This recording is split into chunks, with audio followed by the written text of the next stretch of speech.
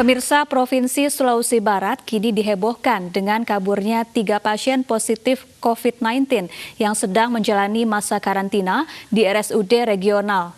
Pasien kabur karena jenuh di karantina di rumah sakit.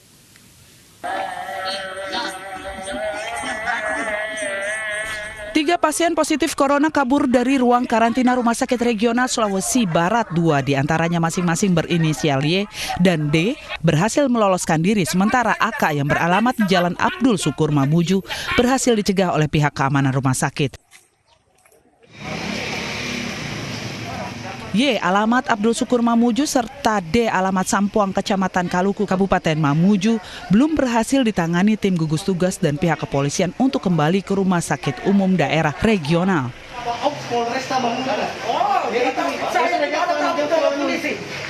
Salah satu pasien pihak keluarga sempat mengamuk dan menolak menyerahkan anaknya untuk kembali jalani proses karantina di rumah sakit.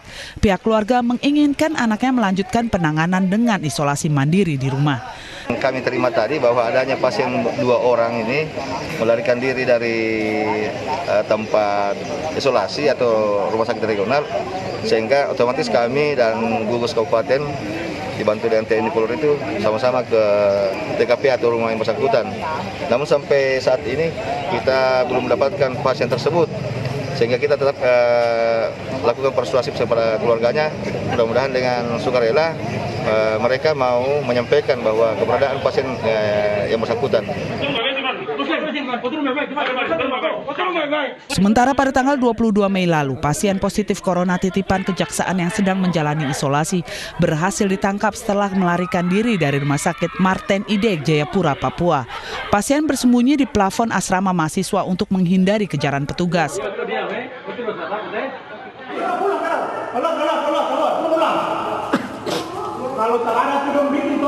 Sama halnya pada tanggal 16 Mei lalu, sejumlah keluarga pasien COVID-19 di Kabupaten Halmahera Barat, Maluku Utara menjemput paksa pasien dan mengamuk serta merusak sejumlah fasilitas gedung. Sementara 10 pasien yang dikarantina di sebuah hotel di Ternate nekat kabur karena bosan. Ketatnya protokoler dan kurangnya pemahaman menjadi pilihan pasien COVID-19 untuk kabur. Sebab pasien merasa rumah sakit dianggap sama seperti penjara, sehingga beberapa pasien merasa tidak betah dan bosan, meski untuk proses penyembuhan penyakitnya. Tim Liputan iNews melaporkan. Pemirsa, selama pembatasan sosial berskala besar, warga diminta untuk diam di rumah. Namun berdiam di rumah berhari-hari, bahkan berminggu-minggu, bisa menimbulkan stres. Bahkan sebagian warga mengakali petugas agar bisa keluar wilayah.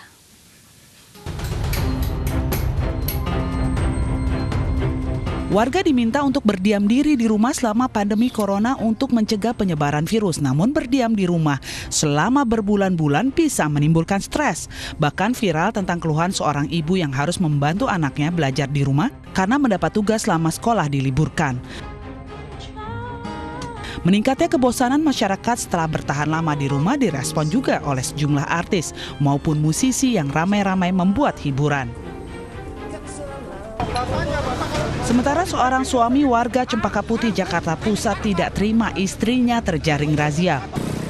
Warga ini menilai istrinya tidak melanggar aturan pembatasan sosial berskala besar. Kami tidak tugas, Pak. Tapi pemerintah bantu Di wilayah yang berbeda, seorang ayah stres karena rela menyerahkan anaknya kepada petugas PSBB di pos pembatasan Palangkaraya, Pulang Pisau, Kalimantan Tengah. Hal ini dilakukan karena mengaku tak sanggup lagi membeli susu untuk kedua anaknya di tengah pandemi COVID-19. Bagi orang tua, pandemi corona sangat terasa dampaknya. Dari survei yang dilakukan Save the Children, 72% orang tua terdampak dari segi penghasilan yang berkurang. Bahkan 32% harus kehilangan pekerjaan. Rasa jenuh dialami oleh 18% responden orang tua. Tim Liputan iNews melaporkan. Pemirsa, pandemi corona membuat banyak orang merasa bingung, stres hingga frustasi. Masyarakat khawatir tertular COVID-19, namun di sisi lain risau dengan sejumlah masalah seperti pekerjaan, finansial, hingga masa depan. Dan untuk membahas dampak stres di saat pandemi ini, kita akan membahasnya dengan pengamat sosial Universitas Indonesia, ada Bapak Rizalwan Habdi Lubis. Selamat siang, Pak Rizalwan. Selamat siang, Mbak Syafa. Baik, Pak Rizalwan, sebetulnya seperti apa gangguan-gangguan psikologis yang menyerang sejumlah warga di tengah pandemi ini yang tentu kemudian berdampak negatif pada kehidupan sosial? Baik, Mbak Syafa, mungkin saya nggak bahas dari sisi psikologis ya, saya lebih banyak dari perspektif sosiologis saya kira. Jadi gini, stres yang dialami oleh kita sebagian besar dalam sebagai dampak dari pandemi COVID ini, sebetulnya kita bagi stresornya itu ada 3. Pertama memang tadi rasa bosan, ya, rasa bosan, stresornya. Kemudian yang kedua adalah rasa khawatir. Yang ketiga harapan yang belum terpenuhi, ya. Jadi ini kita bisa lihat sebetulnya semua orang sekarang terkena 3 hal ini, ya, semua orang. Nah, tapi kalau kita bagi dalam kelas-kelas sosial ekonomi, ya, ada misalnya kelas sosial ekonomi bawah, menengah, sama atas. Ini kalau kita ilustrasikan yang bawah itu SD, misalnya tingkat pendidikannya, yang bawah tengah itu SMP, yang atas SMA, ya. Biasanya semua orang itu punya coping mechanism yang sama. Jadi anak SD itu punya soal SD. Jadi orang kelas menengah ekonomi bawah itu bisa mengatasi masalah ekonominya sendiri, sosial ekonominya sendiri. Demikian juga yang menengah dan yang atas. Tapi dalam kondisi COVID ini, semua tingkat pendidikan tadi itu dapat ujiannya itu adalah ujian kuliah, ujian mahasiswa gitu. Jadi bisa kita bayangkan bagaimana yang tingkat paling bawah ini nggak mampu lagi memiliki coping mechanism. Ya, mereka itu nggak punya coping mechanism lagi. Ya, kalau anak SMA mungkin bisa dekat ya dengan kuliah gitu ya, dengan mahasiswa. Jadi dia punya coping mechanism yang lebih. Nah, ketika coping mechanism ini sudah lewat, ya tidak mampu lagi diselesaikan oleh individu yang bersangkutan, disitulah dia depresi ya. Itu yang boleh kita bilang stres ya. Kemudian meluapkan rasa amarah, meluapkan emosinya dan sebagainya. Saya kira itu penjelasannya bahwa sebetulnya kita lihat tadi banyak sekali yang terdampak itu kelas ekonomi, sosial ekonominya adalah di level yang paling bawah, Mbak Syafa. Baik, kalau dilihat dari kategori orang yang mengalami gangguan psikologis, ini tentu berdampak berbeda-beda, dampak sosial berbeda-beda. Seperti apa dampak-dampak negatif yang ditimbulkan dalam kehidupan sosial kalau dilihat dari kategori orang-orang yang menderita gangguan psikologis tersebut, Pak? Ya, seperti yang saya jelaskan tadi ya, kalau menengah ke atas, mereka itu mungkin punya banyak opsi ya, pilihan misalnya kondisi rumahnya jauh lebih nyaman misalnya, terus mereka punya saving tabungan secara finansial itu tidak masalah bagi mereka berdiam diri di rumah lebih lama misalnya, mereka tetap bisa belanja online. Tapi untuk yang ke bawah ya, kelas sosial ke bawah ini, mereka tadi itu kesulitan penghasilannya hilang ya, mereka tidak bisa bekerja lagi, kemudian mereka harus di rumah ya. Tapi ini bukan berarti di kelas menengah enggak tadi, misalnya kita lihat tadi ada ibu-ibu yang stres karena harus beradaptasi terus dengan anak. Jadi poinnya adalah kita harus mengurai ya, kalau di kelas bawah itu bosan plus khawatir itu kombinasi yang luar biasa besar. Tapi kalau untuk kelas menengah saya lihat yang lebih banyak stresornya itu lebih banyak pada bosan dan tidak terpenuhinya harapan gitu. Jadi kombinasinya agak berbeda. Jadi kalau kita lihat memang stres yang lebih banyak kelihatan di publik adalah stres dari masyarakat kelas bawah, karena tadi pemicu utamanya ekonomi, Mbak. Saya kira itu ya. Baik, Pak Rizalwan, sesaat lagi kita akan segera memasuki fase new normal. Apakah kehidupan di new normal nanti akan meredam gangguan psikologis yang tentu juga akan berdampak pada kehidupan sosial sehari-hari? Nah begini, new normal nanti kan sebetulnya perspektifnya agak berbeda nih kalau kita lihat. Saya memahami pemerintah sebetulnya tidak melihat new normal dalam konteks penyebaran pandemi ya, tapi new normal itu dalam rangka sebetulnya bagaimana mengembalikan ekonomi. Jadi sebetulnya kalau kita kaitkan dengan yang saya jelaskan di depan tadi, pemerintah itu concernnya adalah bagaimana ya menghilangkan bukan kebosanan, bukan kekhawatiran, tapi harapan ya. Jadi sebetulnya baik dalam konteks ini, tapi menjadi dilematis karena ketika new normal dilakukan sementara kurva pandeminya belum turun, ya ini tentunya akan jadi masalah. Penyebarannya akan semakin luas, ya. Nah artinya apa? Ketika penyebarannya semakin tinggi lagi, artinya tidak ada kurva penurunan. Ini artinya nanti stresor berupa kekhawatiran itu akan naik lagi, ya. Itu makanya sekarang ini kenapa orang tua itu termasuk saya misalnya berpikir kalau anak harus kembali ke sekolah kita tetap khawatir nih, ya. apa yang akan terjadi? Apakah sekolah punya mekanisme yang pas, yang tepat untuk memastikan anak tidak akan tertular, misalnya? Ya, ini bisa berbahaya sebetulnya ke depan ini, nanti orang tua sama sekolah bisa saling salahin ya. Kalau sekolah misalnya menerima anak yang masuk, sekolah bisa bilang kenapa orang tua membiarkan anak yang sakit masuk.